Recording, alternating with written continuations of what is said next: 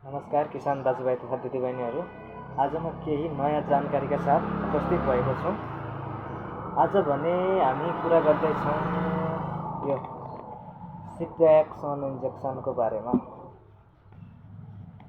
यदि तपाईको पशु बिरामी छ, कुनै गम्भीर सङ्क्रमण भएको छ भने हामी यो इन्जेक्सनको प्रयोग गर्न सक्छौँ। जस्तै ब्याक्टेरिया, झाडापखाला, पशु ब्याइसकेपछि पाठेघरको सङ्क्रमण, फोक्सोको सङ्क्रमण, निमोनिया छ भने तपाईँ यो सिट्र्याक्स इन्जेक्सन यो इन्जेक्सन ब्याक्टेरियल सङ्क्रमण छ भने, गम्भीर प्रकारको बिरामी छ भने, झाडापखाला, निमोनिया जस्ता सङ्क्रमण छन्, पशु सुस्त छ भने, ज्वरो छ भने, मूत्र नलीमा सङ्क्रमण छ, छालामा घाउ भएको छ, सुन्निएको छ भनेपछि यो इन्जेक्सनको प्रयोग गर्न सक्नुहुनेछ। यो इन्जेक्सन अब यो चाहिँ तपाईँको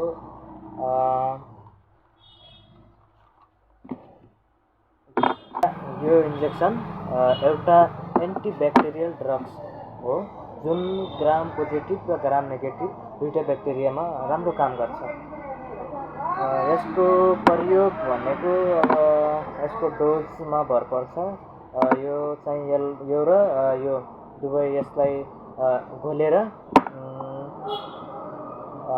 50 देखि 75 mg पर केजी बडी वेटका दरले दिइन्छ। सामान्य हिसाबले 400 देखि 500 केजी बडी वेट तौल भएको गाई भैँसीलाई 4-5 ग्रामको यो दिन सकिन्छ। यो हामीसँग 2 ग्रामको मात्र छ हैन।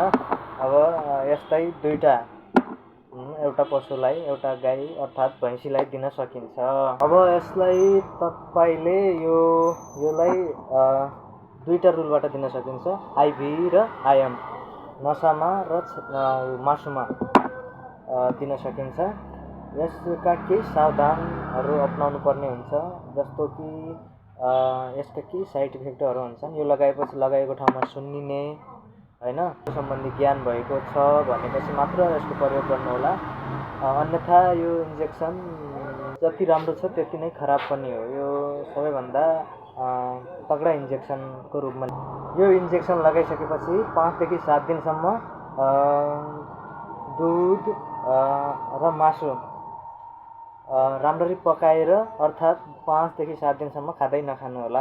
यो इन्जेक्सन 3 देखि 5 दिनसम्म दिनको एक पटक लगातार 3 दिनसम्म लगाइन्छ, अर्थात् 5 दिनसम्म लगाइन्छ है। र अर्को कुरा के हो भनेपछि यदि पशु बिरामी नै छ भनेपछि पशु बिरामी छ भन्दैमा यो अन्धाधुन्द यो एन्टिबायोटिक औषधिहरू प्रयोग नगर्नु होला। यो जस्तो बलियो इन्जेक्सन सल्लाह बिना, प्राविधिक बिना लगाउनु भयो भने यसले उल्टो असर गर्छ है।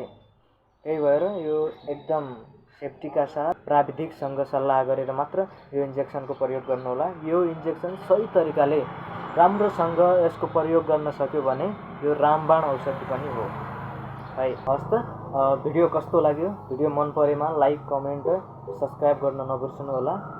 धन्यवाद।